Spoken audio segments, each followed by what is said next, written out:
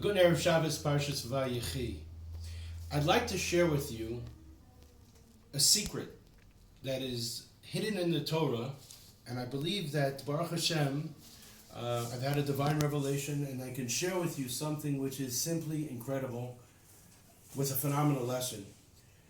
The Rebbeinu Shalom always brings the refuah before the makkah, which means whichever person or any time a person is going to have a trial or tribulation, the Rebbeinu Shalom always brings the cure prior to the person having to suffer through that trial or tribulation.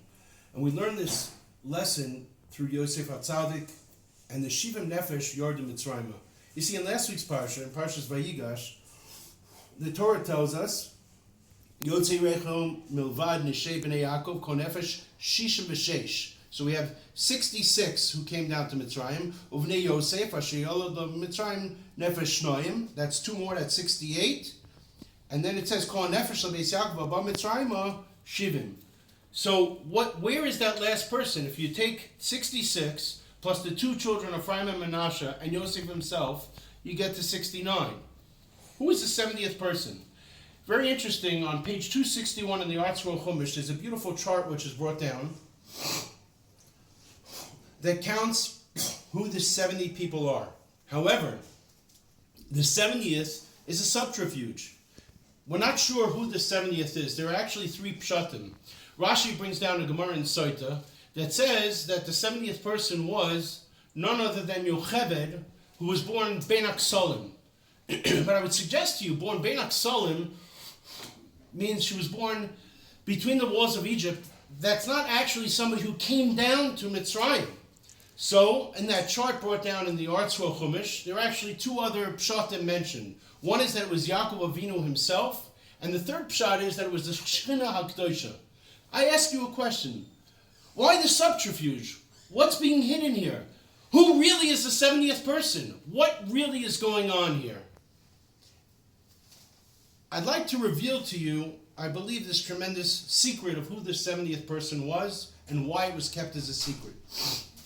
In this week's parsha,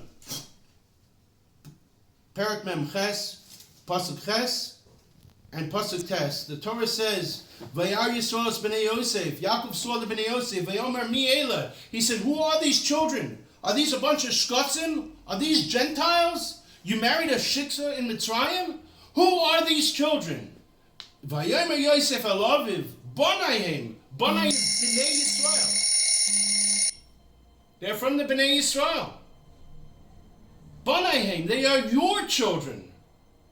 They are your children because I married an Isha Kshera, Yehudis, with Chuppah and Kedushin. So I ask you, who did Yosef marry? Who is this Isha Kshera that he was able to marry with Chuppah and Kedushin in the middle of Mitzrayim? And the answer, I believe, is that Yosef HaTzadik married none other than Osnas Bas Potifera, which really was Osnas Bas Dina. You see, there's a Medrash Rabbah that brings down that when Shem was ma'anis and raped Dinah, they had a child called Osnas. Osnas Bas Potifera, which was really Osnas Bas Dinah. Yaakov Avinu was terribly embarrassed. This was a huge stain on the Beis Yaakov, on the family of Yaakov.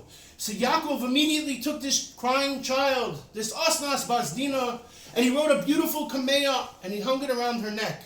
And there's a machlokes whether the kameah had the Shem Hashem on it, or it said actually who she was, that she came from the rape of Dinah by Shem, and that she came from the Beis Yaakov. And Yaakov ran down to Mitzrayim, and he put her on the walls of Mitzrayim. Moments later, HaKadosh Baruch Hu always creates the refuah, the medication before the machla, before the problem. He created none other than Potiphar and Potiphera to be a Saris and a Sarisa, and a Korah. They could not have children. Potiphar and Potiphera are walking by the Kosei Mitzrayim. They see this beautiful child with a shining pendant hanging an amulet from her neck. And they realize that this is no slave child. This is a child of God. This is a special child from royalty. They see her cries and they immediately take her into their home and they raise her as their own daughter. When Yosef is taken into the house of Mitzrayim, into the house of Potiphar, Yosef sees that amulet And he realized that this is none other than his own niece, the daughter of his sister Dinah. And Yosef is able to marry his niece with a proper ksuba. And therefore, when Yaakov Avinu asks Yosef HaTzadik, Mi Eile, who are these Ephraim and Menashe? Vayomer Yosef Avaviv Bonaihem, they are your children. You see, Ephraim and Menashe were accepted by Yaakov Avinu as his own children. They came from Dinah and Yosef, and therefore they were elevated to be as part of the Shiftei Kah. So I believe that the reason, and I have multiple Gemaras that I've seen this in, Yaakov Avinu pleaded with the Rabbeinu Shalom, please HaKadosh Baruch Hu, do not embarrass me with this terrible story. And therefore there was a subterfuge. You have three pshatim. You have a pshat that this is Yocheved born Ben Aksolim, which is the Gemara in Saita. You have a pshat that it's Yaakov Avinu. You have a pshat that it's a Shechina K'dosha, but nowhere is it mentioned that it was Osnas Bas Dina, who was Osnas Bas Potifera.